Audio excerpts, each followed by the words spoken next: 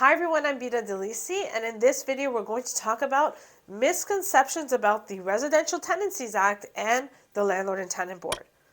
Many landlords always take the position, always take the position, that the Residential Tenancies Act or the law is very tenant friendly, and the Landlord and Tenant Board is extremely tenant friendly, and they're always on the side of the tenant. Well, here are the misconceptions. Let's talk about the law, the Residential Tenancies Act or the RTA. One of the misconceptions is that the law is very tenant friendly. The law actually balances the responsibilities of both sides, the tenant and the landlord. The law states what the tenant is responsible for when they're renting a property and what the landlord is responsible for when they're renting out their property. The law balances both sides. The landlord and tenant board, often we get the misconception from the landlords that it's either a broken system or whenever they have a hearing, they're always on the side of the tenant. Well, that's a huge misconception.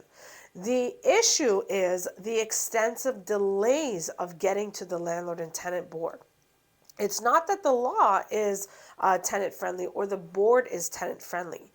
About 5 years ago, when an application was filled out and filed with the board, it would have taken 3 to 6 weeks to receive a notice of hearing to get to the board.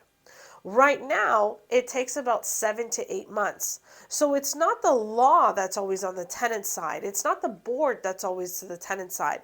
It is the broken system where it creates extensive delays from the date that the application is filed to the date that the matter is heard. That's what the issue is. That's what the misconception is. I hope that clarified the misconception of whether the Residential Tenancies Act is always tenant friendly or the Landlord and Tenant Board is always on the side of the tenant. If you have any questions, call us first.